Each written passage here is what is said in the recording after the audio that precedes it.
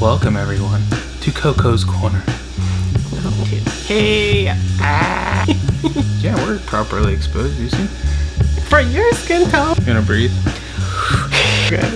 Hey everyone, this is Caleb and Elaine. So we got a ton of feedback from our film and a lot of you liked it. There's been several people that have been asking us to put together some tips on how to travel. So this isn't just about traveling to New Zealand. We kind of wanted to do a general film on how we plan our trips, since now we've been to quite a few places. Here's a little bit of how we plan. Numero uno.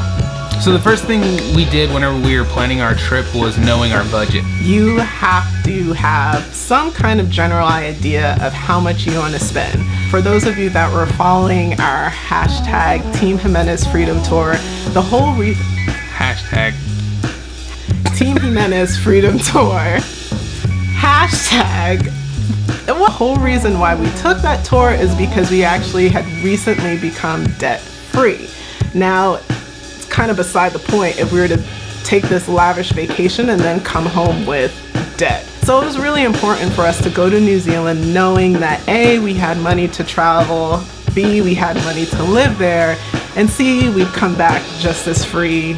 And D, have money to live here after our really expensive freedom tour. How we kind of decide, okay, do we have enough money for this trip is typically always going to start with the flight.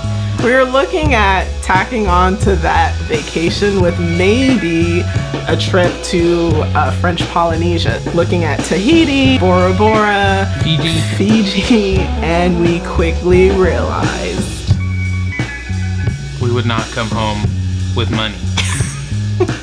Instead, we realized that, okay, maybe for how much we want to spend, we can actually stay in Australia instead. Talking in general, like, you have to do your research. So whether you're going to Spain, you're going to... Well, a big part of, what was I talking about?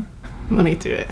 This means that you have to do your research. Part of that research is knowing when high season and low season is for whatever destination. As you probably guessed, high season is the most expensive time that you could go to any destination, so it's obviously going to cost you more money. And also there's low season. Obviously there are some disadvantages to traveling during low season, no matter where that may be. Typically it's called low season because it's either A, winter in the location that you're traveling, it's a little bit harder to get around. Monsoon season, for instance, if you're traveling to a place like Thailand, their summers are hot, but chances are you'll get a pretty killer deal. So once you've decided where you're going to travel and the time or season that you're going to travel, you want to start researching your flights. I'd like to say we probably take 1 to 2 weeks to research flights. That way we have an idea of kind of what a good fare is and what a maybe not so great fare is. Great websites for that. My go-to is Kayak. Second to that is Skyscanner. Apps like Hitlist have amazing deals going all the time if your travel plans are pretty flexible. The fourth thing you need to do is choose your accommodation. Now, a lot of this has to deal with the Your bougie life. For New Zealand in particular, this was actually a really low stress trip for us to take because half of the trip was in a motorhome. So not only was it our wheels, but it was also our meals and it was our lodging. So that part of the trip, it was so free. We literally went wherever we wanted for those 2.5 weeks. So that part of the trip was low stress in regards to planning. If you're going to a location, for instance, Sydney or Italy, or a place where camper vanning or traveling in a motorhome isn't the most convenient, you're gonna have to plan out your accommodations. Now, and that's where the question comes in. Does my lifestyle fit within my budget? Now, again, I'm a little particular when it comes to where I'm going to rest my head. Basic, but clean. So one of the most important things that you can do when taking a big trip is plan for little things, and specifically having travel insurance. So we have never had to use our travel insurance up until our last trip to New Zealand, which was a whole nother story. Maybe we'll get into that later.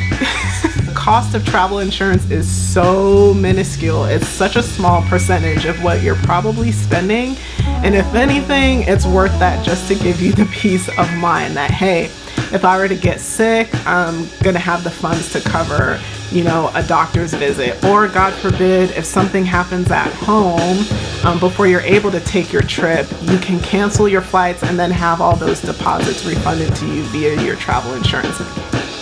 Ready?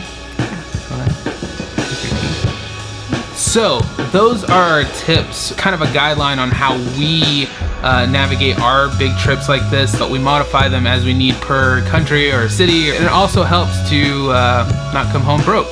If you guys like this video, subscribe, like it, share it, and we'll do more. Ow, Cameo.